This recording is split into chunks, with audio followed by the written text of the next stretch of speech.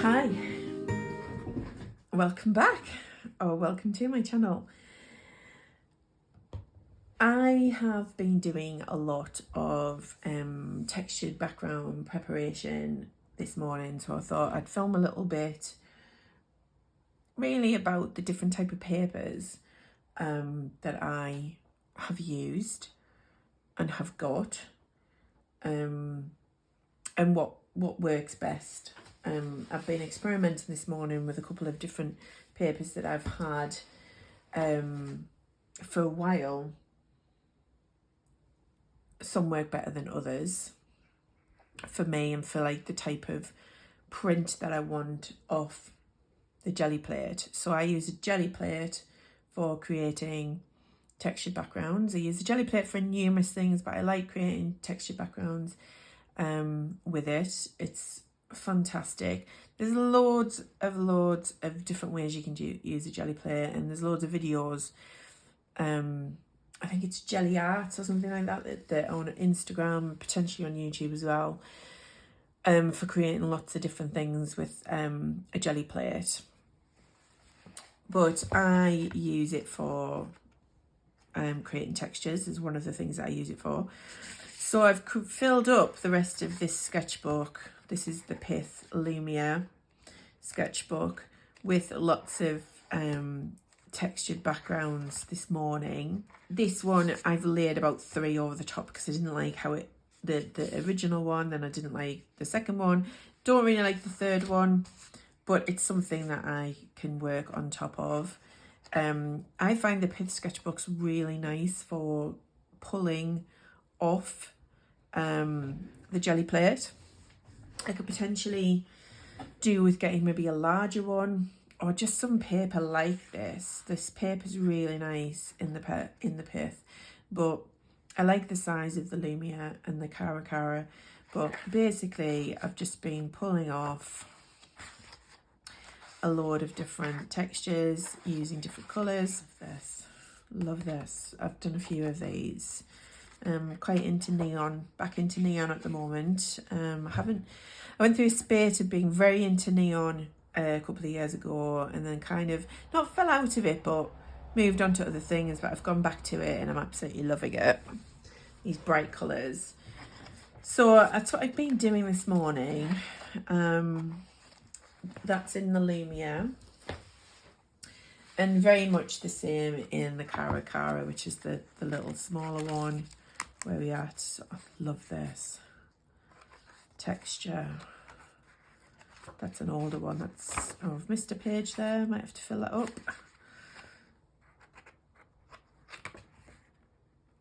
You can get some really lovely textures. So that is the Cara. Other papers that I've got that I use, I often pull up, you'll have seen me do that in the little bit to start, pull off using cartridge paper. I don't use cartridge paper for my artwork, it's too thin.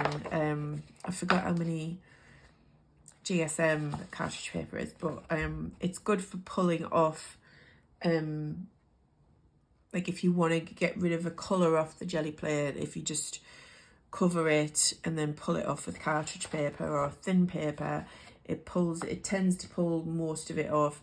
Sometimes it'll pull it clean.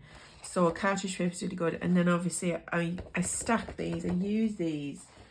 I've got another one here. So look at the texture on that. Look at the gorgeous colour. And then here's another one as well. And these are, or will be great for, and are great for collaging. I've started to do a little bit more collaging. I've got one here where I've got a double-ended where I've just covered the whole of the cartridge paper in 2 different pulls. I've got this one here. I just love it. So like great for collage papers. I've started to do a little bit of collage, which I might show you at the end. So they're going to come in handy for doing a bit of that. So other papers that I've bought recently, so, and I think I maybe showed in a video on here, I got this Fabriano, it's Jackson's printmaking pad, an A4 smooth surface printmaking pad. And then also I've got this mixed media pad, which again, smooth surface. You want a smooth surface for pulling off. This one, is that whiter than that one? Let's have a look. Maybe just slightly. So I've got those two, which pretty much work the same. You know, they don't pull or don't give you, I don't feel like they give you as a smoother pull maybe as the paper within the Pith sketchbook. But let's have a look. I've got a couple more up here. I love this one. This one here. So I've got like a few of these. These I'm going to use these for working outside of my sketchbook. So maybe in live calls or, sorry, I keep moving around. Live calls or just working in general for like quick sketches rather than in the sketchbook. These will be good for that. And yeah, they're quite a thick paper.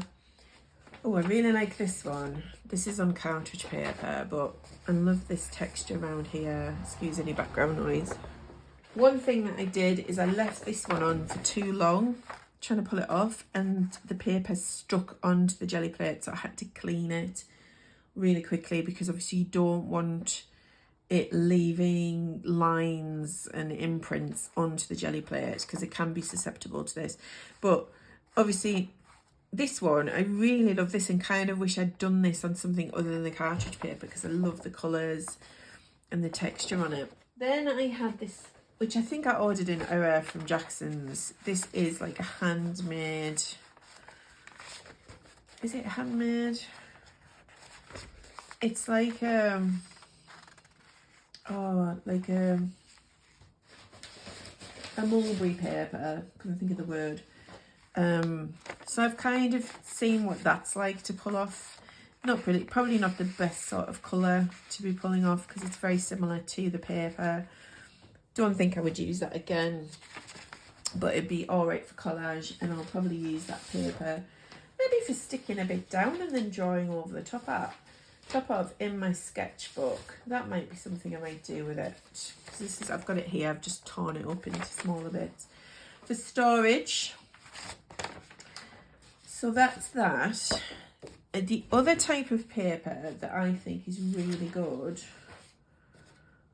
is, and very smooth,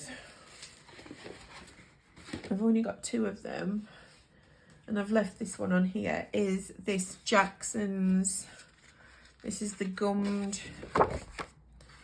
watercolour block, hot pressed. This one is 8 by 10, and this is probably the paper that's maybe nearest to the Pith, and that pulls off really nicely.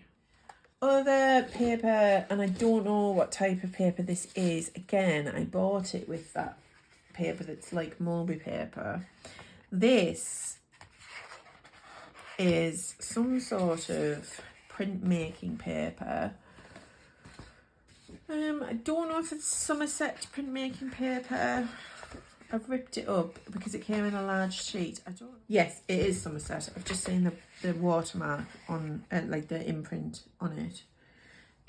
So this is some sort of Somerset printmaking paper. I don't know which one.